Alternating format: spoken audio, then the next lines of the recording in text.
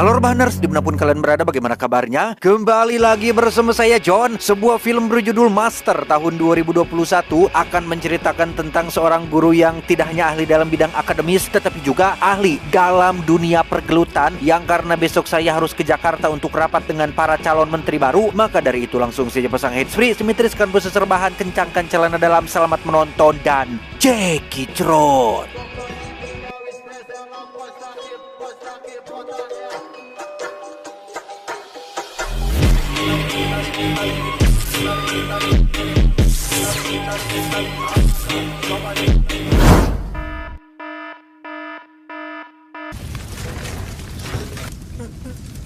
Cerita diawali dengan memperlihatkan 3 orang juragan sedang membakar rumah keluarga seorang bos supir truk, di mana satu-satunya orang yang selamat dari insiden itu adalah putra dari bos supir itu sendiri yang bernama Bafani. Andai kata mereka membunuh Bafani, sudah pasti ketiga juragan ini akan menjadi tersangka utama karena hanya mereka bertigalah sosok yang menjadi saingan ayah Bafani selama ini. Sehingga satu-satunya solusi untuk hal itu adalah dengan tetap membiarkan Bafani hidup, memaksa dia menjadi saksi mata dan memberikan keterangan palsu seolah keluarganya mati kebakaran karena murni kecelakaan.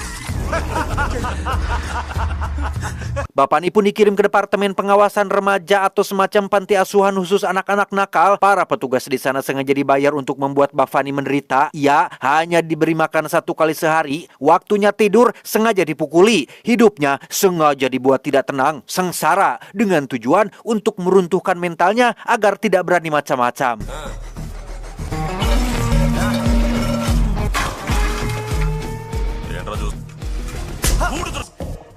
Seiring berjalannya waktu, Bafani mulai terbiasa dengan setiap penderitaan yang menimpanya. Ia sudah tidak lagi memperdulikan rasa sakit yang diterima. Bahkan karena sudah saking seringnya menerima rasa sakit, ia rutin membogem tembok penjara yang membuat kepalan tangannya menjadi sangat kuat.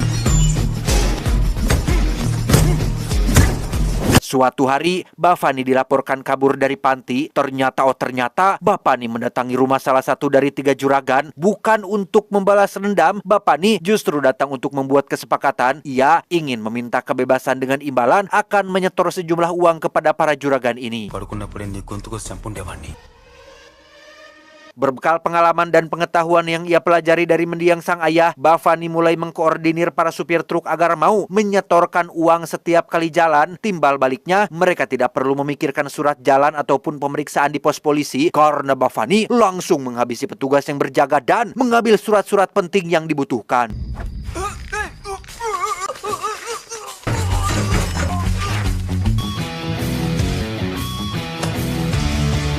Beberapa waktu berlalu, Bafani mulai menguasai para supir truk di kota tersebut. Uang yang ia terima pun jumlahnya tidak main-main dan setoran kepada para juragan pun berjalan dengan lancar. Tak hanya itu saja, Bafani memanfaatkan anak-anak yang ada di panti asuhan untuk ia jadikan pasukan, sehingga pelan tapi pasti Bafani sedang mendirikan kerajaannya sendiri dan menjadi orang paling ditakuti di wilayahnya.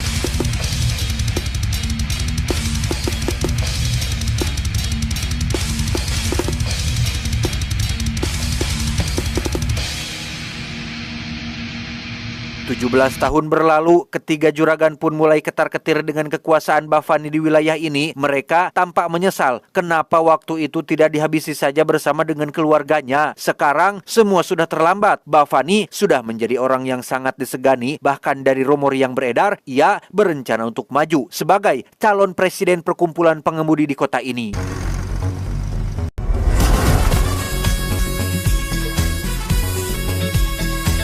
Dan inilah Bafani sekarang, menjadi sosok pria tinggi besar yang selalu bersikap tenang. Setelah bertahun-tahun menunggu waktu yang tepat, hari ini Bafani datang untuk membalas kematian keluarganya. Sempat ditertawakan oleh ketiga juragan yang merasa bahwa tempat ini adalah wilayah kekuasaannya. Bafani pun langsung memanggil semua karyawan untuk berkumpul dan akan memberikan 1 karung uang bagi siapa saja yang mau gabung bersamanya. Bafani dah, बहु मच पैसा 20 లక్షల రూపాయలు. Para juragan sempat tertawa melihat Bafani yang terlalu percaya diri jika seluruh anak buahnya akan berkhianat. Namun ketika Bafani terus menambah angka hadiahnya, satu persatu pekerja pun mulai berpikir, yang pada akhirnya mereka setuju untuk gabung dengan Bafani, bahkan memberikan sebilah parang untuk Bafani menghabisi ketiga juragan tersebut. Karena Bafani anti pakai sajam, ia pun akan menggunakan kepalan tangan kanannya yang sudah ia latih selama bertahun-tahun. Layaknya Saitama di One Punch Man, Bafani pun menghabisi satu persatu juragan hanya menggunakan bogeman mentahnya saja.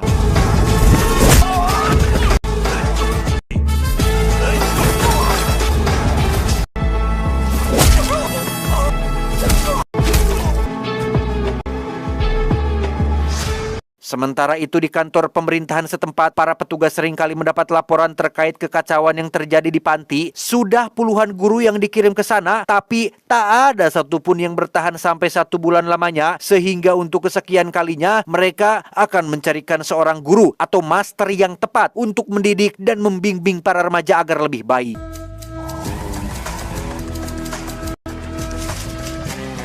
Keesokannya, Bafani mendatangi rumah duka para juragan yang sebenarnya dia sendiri yang bunuh. Kebetulan di situ ada seorang kolega si juragan yang bekerja di pemerintahan. Niat hati ingin beramah tamah supaya mendapat dukungan di pemilihan calon presiden perkumpulan pengemudi nanti. Si kolega ini ternyata sudah mendengar desas-desus terkait kematian para juragan yang dibunuh oleh Bafani, sehingga sedikit pun ia tidak sudi untuk mendukung Bafani di pemilihan nanti. Dan ya, si kolega pun tewas tertabrak truk yang sudah pasti itu sudah disetting atau diatur oleh Bafani, sehingga melihat apa yang bisa ia lakukan, semua rekan si kolega pun setuju untuk mendukung Bafani di pemilihan nanti. Beralih ke panti asuhan pengawasan remaja tempat dulu Bafani pernah tinggal, seluruh remaja di tempat ini bukan lagi nakal, melainkan brutal dan susah sekali diatur. Mendengar ada guru baru yang akan datang, seluruh remaja pun langsung berkumpul di depan pintu untuk menyambut kedatangannya.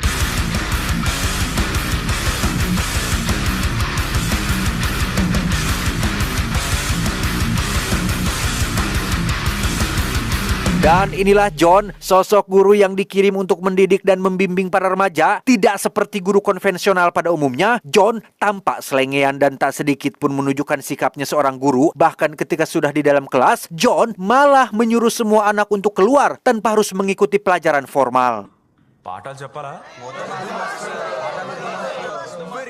Beberapa saat kemudian ketika John sedang tiduran di kelas, ada anak kecil kakak beradik bernama Siva dan Raju. Mereka tampak ingin memberitahukan suatu informasi penting tentang tempat ini, tetapi karena John sedang tertidur lelap, Siva dan Raju pun menyelipkan kertas di dalam saku celananya. Balelol, mote.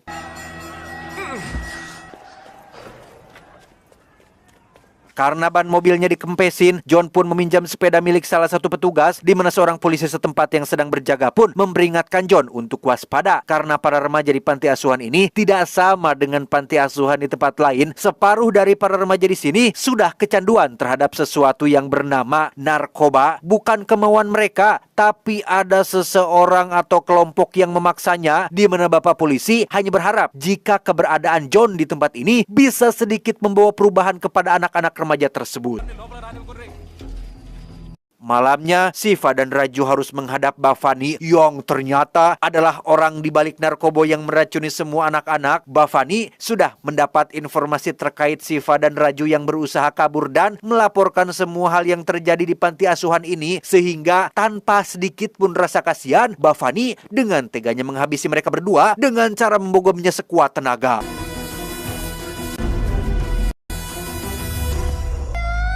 Keesokan paginya, Siva dan Raju ditemukan sudah maut digantung di dalam kelas, di mana John langsung terdiam saking tak percayanya ia dengan apa yang menimpa kedua anak kecil ini. Sebagai guru yang mengajar di sini, John pun dibawa ke kantor polisi dengan alasan harus bertanggung jawab atas apa yang telah menimpa kedua anak tersebut.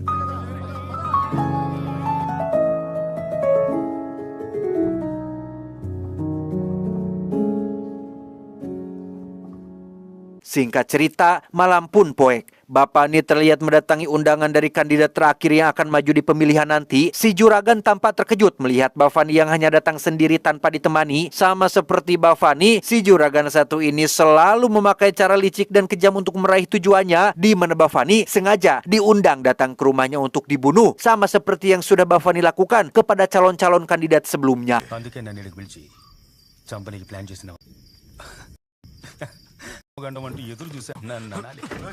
Dan ya, jika si juragan mengira dirinya dan 3 anak buahnya sudah cukup untuk membunuh Bafani, ia sudah salah besar. Bafani sedikit pun tidak akan kabur ataupun mundur. Ia justru terlihat sangat tenang, senang, bisa menghabisi saingan terakhirnya di kediamannya sendiri.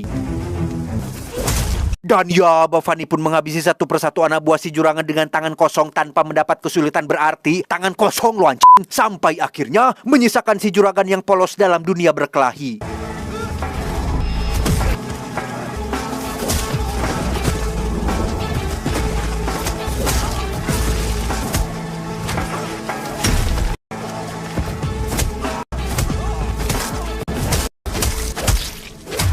Kembali ke John yang masih berada di kantor polisi, ia lagi-lagi harus merasakan nyesek tatkala melihat ibu dari Siva dan Raju menangis meminta keadilan yang karena para polisi di wilayah ini adalah para pemalas dan ogah mengusut kasus yang tidak ada cuannya, mereka pun mengkambing hitamkan si John dengan memasukkannya ke dalam sel untuk membuat si ibu diam. Sir, రండి సార్ చెప్తాం నువ్వు బయటికి రా లోపలికి రండి.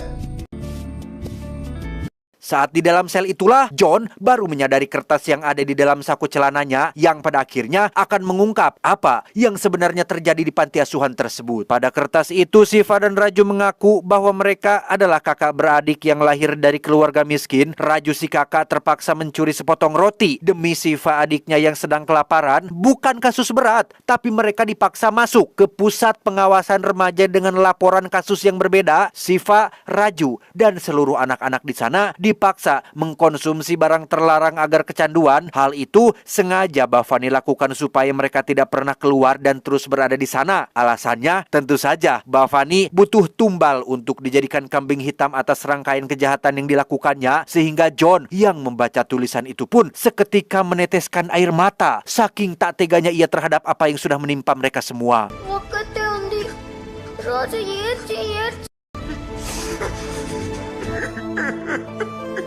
Tak lama, muncullah beberapa preman suruhan Bafani yang diutus untuk menemui John, di mana kapten polisi yang sering menerima suap dari Bafani pun langsung mengerti dan segera mengajak semua anak buahnya untuk keluar. Kedatangan mereka ke sana tentu saja adalah untuk mengusir John dari kota ini, termasuk mengancam akan melakukan kekerasan apabila ia tidak menurutinya. నిన్నేరా మాట్లాడుతున్నాగా చదువుతున్నావా ఏంది చిండ్రా ఇద్దరు అవులాగాళ్ళు. Dan ya, entah siapa sebenarnya si John ini, para preman pun mulai ketar-ketir saat melihat teman-temannya dihajar dengan mudah yang dari sini. John pun langsung membrutal dan menghajar semua preman sampai tak berdaya.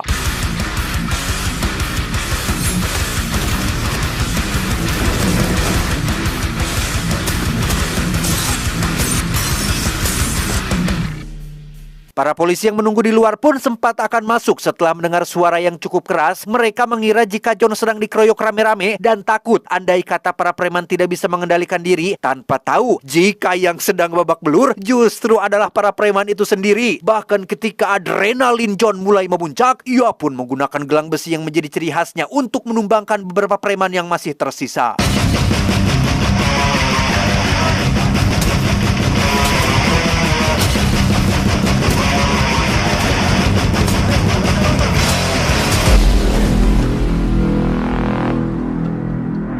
Melalui ponsel milik salah satu preman itulah John berhasil terhubung dengan Bafani. Ini adalah pertama kali mereka saling berdialog yang pada akhirnya terungkaplah asal-usul si John yang sebenarnya, bahwa dulu sewaktu masih remaja John dikenal sebagai berandalan yang sering keluar masuk penjara, sampai akhirnya ia memutuskan untuk tobat, menjalani hidup dengan benar, kuliah, menempuh pendidikan panjang hingga menjadi profesor di salah satu universitas dan punya visi misi baik untuk mencerdaskan anak bangsa. Master ఇప్పుడు నేను చెప్పబోయేది నీకు కొత్త ఏం కాదు.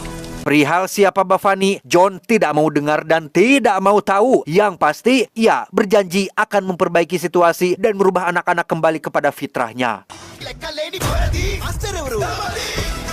Keesokannya setelah John diperbolehkan pulang, ia langsung mendatangi tempat kerjanya dengan penampilan baru yang lebih fresh dan lebih keguru-guruan. Ia sudah mengkurut brewoknya yang membuat para remaja Badung ini mengolok-oloknya. Namun John tidak memasukkan itu ke dalam hati. Justru ia ingin memperlihatkan pelajaran pertama yang cukup paten, yaitu memukuli ketiga penjaga panti ini setelah mengetahui jika mereka juga ikut terlibat dalam kejahatan Bafani.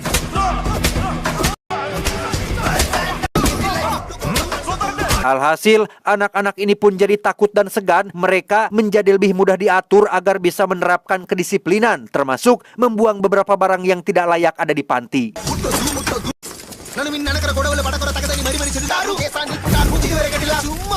Dibantu sukarelawan yang kebanyakan adalah mahasiswa kuliahan, John pun membenahi panti yang awalnya kotor, kumuh, dan tak layak huni menjadi tempat bersih yang enak dipandang. Bahkan tak hanya itu saja, John mencukur rambut dan kumis semua remaja agar terlihat lebih fresh sesuai umurnya, di mana satu pemuda kepercayaan Bhavani bernama Das pun sempat tak terima saat John memaksanya mengkurut brewoknya.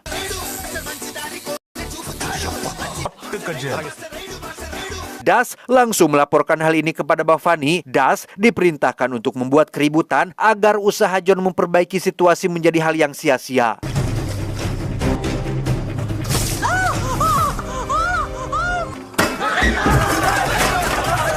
Tak bisa terus membiarkan hal ini terjadi. John dengan sedikit informasi dari penjaga panti pun mendatangi kediaman Bhavani yang berlokasi di pinggiran kota. Di situ John secara kebetulan menyandra seseorang yang baru selesai mandi untuk memaksa Bhavani agar menunjukkan bebenguknya. So, tibanya di dalam, anak-anak buah Bhavani terlihat sedang berkumpul. Saat John bertanya, siapa di antara kalian yang adalah Bhavani? Orang yang sedang John sandra pun mengangkat tangannya karena... Ya, John cukup terkejut saat menyadari jika orang yang sedang ia pegangi ternyata tidak lain dan tidak bukan adalah Bhavani itu sendiri. Tanpa sedikit pun mundur ataupun takut, John justru malah menguel-uel kepalanya seolah Bhavani tidak memiliki harga diri. Dan lagi, Bhavani semakin dibuat emosi dan kehilangan harga diri tatkala satu anak buahnya meleset. Namun karena saat ini John yang memegang kendali, Bhavani pun tidak bisa berbuat apa-apa kecuali membiarkan John berbuat sesukanya.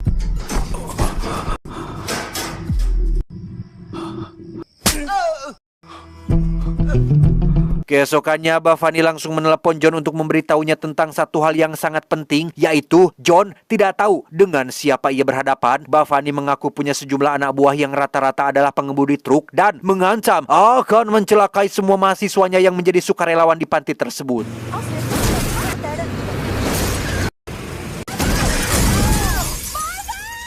Dan ya, akibat perselisihan ini, beberapa mahasiswa John pun harus meregang nyawa. Bahkan tak hanya itu saja, Bhavani berencana untuk pindah markas ke wilayah lain, termasuk menugaskan Das, orang kepercayaannya, untuk membawa seluruh anak-anak panti di dalam mobil kontainer.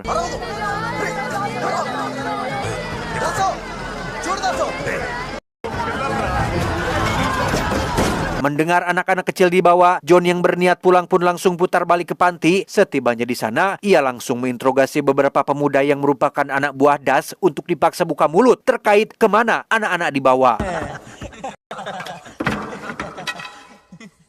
Tidak dengan cara kekerasan, John memanfaatkan kemampuan public speakingnya sebagai seorang guru untuk menyadarkan mereka semua tentang siapa Bhavani, siapa orang yang mereka puja-puja selama ini. Dengan penjelasan yang jelas dan masuk akal, mereka akhirnya mau mengerti dan mau memberikan informasi terkait rencana si Bhavani. Ana, Bhavani binami manushula file, dokumentu, dabbu, hani kontainerlo saddukuni. Tanpa buang waktu, John langsung meluncur mengejar puluhan truk yang membawa kantong uang, barang haram, termasuk anak-anak panti. Ditemani oleh salah satu mahasiswinya yang merupakan atlet panah, John berhasil menghentikan truk-truk tersebut dan inilah yang terjadi.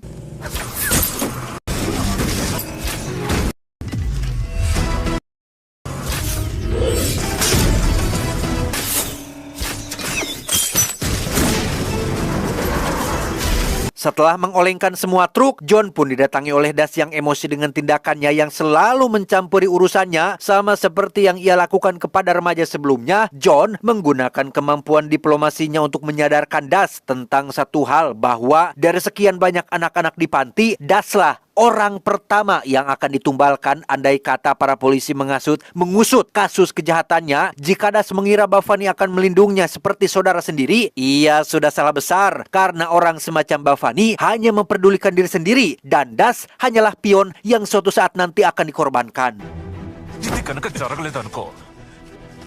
నా ప్రాణం నీదేరా. Entah bagaimana hasil diplomasinya, Das terlihat sudah sampai di tempat penyimpanan daging yang merupakan markas baru si Bafani. Persis seperti yang John katakan, Bafani menyuruh anak buahnya untuk membawa Das ke tempat sepi, dan benar saja, semua perkataan John benar-benar terbukti. Bafani berniat membunuh Das yang dianggap sudah tahu banyak hal. Yang bertepatan dengan itu, beberapa anak buah Bafani yang lain pun terlihat sedang memeriksa kontainer berisi anak-anak, dan tiba-tiba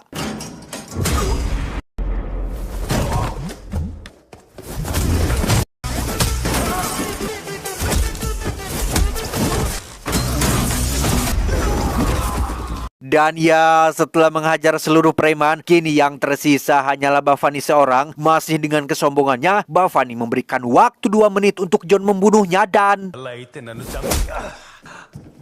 tidak seperti lawan yang pernah Bafani hadapi sebelumnya, John bukanlah pria sembarang yang bisa dianggap remeh, sangu, sehingga Bafani langsung mengeluarkan seluruh tenaganya, dan inilah yang terjadi.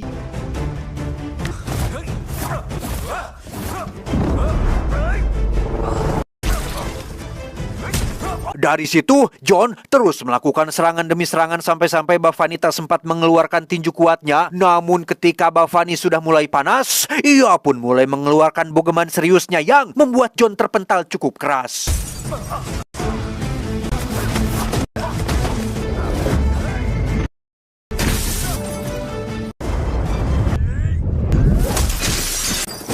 Bukan main-main, bogeman yang dimiliki Bafani memang terbukti sangat kuat. Melihat posturnya yang badigul saja, jelas itu akan memberikan damage lebih keras dibandingkan dengan orang biasa. Sehingga John merasa bahwa sudah saatnya ia mengeluarkan jurus andalannya, yaitu gelang besi murni, dan inilah yang terjadi.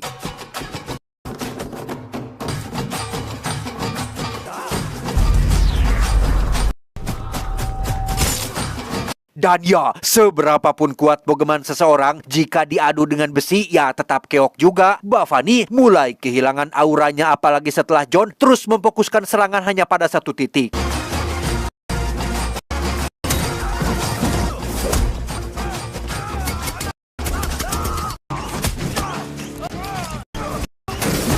Setelah Bafani tak berdaya, ia pun mulai menggunakan jurusnya yang lain, yaitu jurus cungur adu, mencoba merayu dan mengajak John untuk kerjasama dengan iming-iming uang yang banyak. Namun John bukanlah tipe orang yang rakus uang, sehingga setelah semua nyawa melayang akibat ulah Bafani, John pun tak ragu-ragu menghabisinya dengan cara digantung pada besi pengait daging.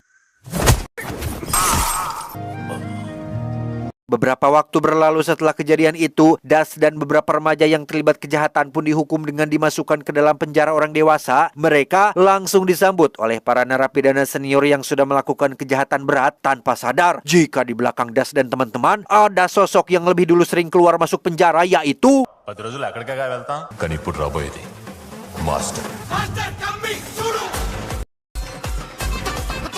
tamat ending yang lumayan mengadrenalinkan.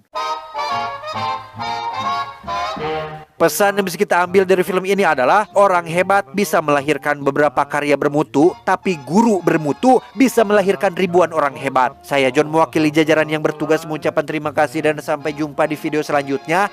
Adios.